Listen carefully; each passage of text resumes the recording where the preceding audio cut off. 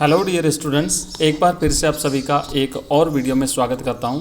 प्रिय विद्यार्थियों, इंग्लिश के बाद अब हम शुरू करने जा रहे हैं हिंदी कंपलसरी की तैयारी। और हिंदी कंपलसरी में मैं जितने भी आपके टॉपिक्स हैं, जैसे कि व्याकरण का टॉपिक है, इसके अलावा आपका जो पत्र लेखन है, उसके अलावा जैसे विज्ञप्ति है, निविदा है और निबंध लेखन है, हिंदी के जो अध्याय में से प्रश्न बनते हैं, सारे के सारे टॉपिक अपन कवर करेंगे और कंप्लीट जो सिलेबस होगा उसको कवर करेंगे। और इसके अलावा जो हमने जो जिस तरीके से इंग्लिश की तैयारी करी थी ना, कि पेपर वाइज आपका पेपर जैसे क्वेश्चन नंबर 5 कौन सा आएगा, छठा कौन सा आएगा, सातवां कौन सा आएगा, पर मतलब एक पूरा आपका एक माइंड सेट तैयार हो जाएगा कि आपको इतने नंबर पर ये प्रश्न मिलने वाला है। तो इतनी बढ़िया तैयारी करेंगे और उसकी तैयारी को अपन शुरू करते हैं सबसे पहले एक विज्ञप्ति के साथ में। तो आइए देखते हैं विज्ञप्ति आपको कैसे लिखनी है।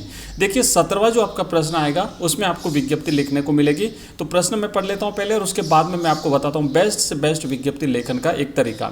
लिखा हुआ है यहाँ पे कि प्रश्न संख्या 17, सचिव राजस्थान माध्यमिक शिक्षा बोर्ड अजमेर की ओर से उच्च माध्यमिक परीक्षा 2023 की पूरक परीक्षाओं की तिथियों की सूचना हेतु एक विज्ञप्ति तैयार कीजिए। मतलब क्या होता है कि मान लीजिए कि आप सचिव हैं माध्यमिक शिक्षा बोर्ड राजस्थान अजमेर के, और जो 2023 की जो परीक्षाएं आयोजित हुई है उसमें जिनकी पूरक परीक्षा आई है, जिनकी सप्लीमेंट्री आई है, उनकी तिथियां घोषित करनी है। तो उन तिथियों की विज्ञप्ति जो है वो अखबार में प्रिंट करने के लिए आप तैयार कीजिए, ताकि बच्चों को सूचना मिल जाए कि जिनके पूरक परीक्षाओं का एग्जाम है वो कब कब किस तिथि को कौन सा एग्जाम है। ठीक है, तो आइए देखिए शुरू करेंगे। सबसे पहले क्या करना है, आपको लिखना है उत्तर लिख करके मैं जो तरीका बता रहा हूँ उस तरीके से लिखना, जैसे हमने इंग्लिश में जो नोटिस लिखे थे, एडवर्टाइजमेंट लिखे थे और सेम टू सेम आपके एग्जाम में आए हैं, तो यहाँ पर भी सेम टू सेम आपके एग्जाम में आएंगे। ध्यान रखना, विज्ञप्ति जो लिखते हैं तो उत्तर लिखना है। उत्तर वाली लाइन खाली छोड़ देनी है। नीचे वाली लाइन में सबसे बीच में आपको सेंटर में बोर्ड का नाम लिखना है,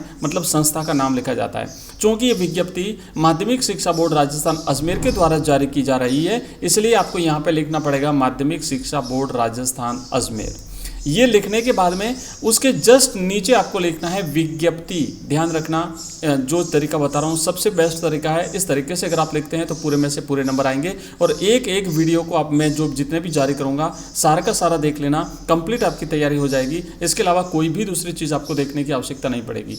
तो सबसे पहले संस्था का नाम, उसके नीचे जस्ट आप लिखेंगे विज्ञप्ति, और फिर बाईं तरफ जो होता है ना लेफ्ट साइड में, वहाँ पर आपको लिखना होता है क्रमांक। इसे पत्र क्रमांक भी कहते हैं, पत्रांक भी कहते हैं और क्रमांक भी कहते हैं। आप जाओ चाहे जो लिख सकते हो, ठीक है ना। पत्रांक लिखो, चाहे पत्र क्रमांक लिखो या फिर क्रमांक लिखो। क्रमांक लिखने के बाद में आपको क्या करना है कि इसका जो क्रमांक लिखने का जो बेस्ट तरीका है वो मैं आपको बताता हूँ। यहाँ पर आप देख रहे होंगे कि हमने लिखा है मा सी बोरा। तो ये कहाँ से लिखा, कैसे लिखा, मैं आपको बताता हूँ। जो ऊपर आपने संस्था का नाम लिखा है, जिस किसी भी संस्था के द्वारा जो विज्ञप्ति जारी की जाती है, तो संस्था का जो नाम होता है उस नाम का जो प्रत्येक शब्द होता है उस शब्द का पहला अक्षर लिया जाता है। जैसे कि माध्यमिक का हमने मा लिया, शिक्षा का हमने सी लिया, बोर्ड का हमने बो लिया और राजस्थान का हमने लिया रा। ओके, तो ये हो गया मा सी बो रा।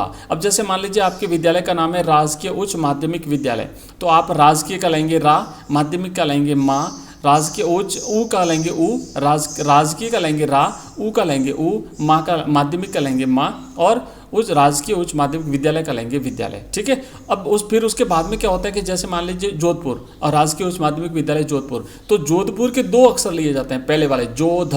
जैसे कि अजमेर यहाँ पे लिखा हुआ है आप देख रहे हैं, तो अजमेर के 2 अक्षर आगे वाले जो 2 अक्षर हैं अज, वो लिया जाता है, पहले स्लैश लगाया जाता है। तो पहले तो मा सी बोरा, फिर स्लैश, फिर अज, फिर स्लैश, और फिर लिखा जाता है 17। जैसे कि 17 2022-23, इस जो फिलहाल जो 17 चल रहा है वो 2022-23 है। अगला जो 17 रहेगा वो 23-24 रहेगा। तो इस तरीके से उसके बाद में फिर लिखा जाता है 17 2022-23, और फिर स्लैश करेंगे और फिर लगाएंगे पत्र का क्रमांक। मतलब जो आउटवर्ड किया जाता है ना लेटर, जब कोई भी किसी भी संस्था द्वारा जो लेटर भेजा जाता है किसी दूसरे कार्यालय को या कहीं पर भी जो लेटर भेजा जाता है किसी अधिकारी को वगैरह को, तो उसको आउटवर्ड किया जाता है। तो आउटवर्ड में ना क्रम संख्या रहती है, 1 से शुरू करते हैं, 1 2 3 4 5 6 7 8 9 10 ऐसे क्रम से रहता है। तो उस पर कौन सा क्रमांक है वो क्रमांक आपको यहाँ पे लिखना है। तो इस तरीके से लिखा जाता है उसका क्रमांक। अब मैं दूसरा तरीका बताता हूं। अगर आपको ये तरीका बड़ा जटिल लग रहा है, हालांकि जटिल नहीं है, जो सही तरीका वो यही है, लेकिन अगर आपको लगता है कि नहीं ये जटिल तरीका है, तो दूसरा तरीका ये है कि आप सीधा क्रमांक लिख सकते हैं। जैसे मान लीजिए आप जो आउटवर्ड कर रहे हैं क्रम संख्या 121 पे, तो आप खाली यहाँ पे क्रमांक लिख करके 121 लिख सकते हैं। जैसे क्रमांक 11, ठीक है, क्रमांक खाली 11। पर फिर ना उसमें ये पता नहीं रहता है, जैसे मान लो बाई चांस कभी बाद में देखना पड़े तो कि भाई 11 क्रमांक कौन से सत्र की विज्ञप्ति है, ये पता नहीं चलता है। इसलिए पूरा लिखा जाता है, कार्यालय का नाम लिखा जाता है, स्थान का नाम लिखा जाता है, उसके शहर का नाम, जहाँ कार्यालय, जिस शहर में कार्यालय स्थित है उसका नाम, उसके बाद सत्र लिखा जाता है और फिर लिखा जाता है क्रमांक।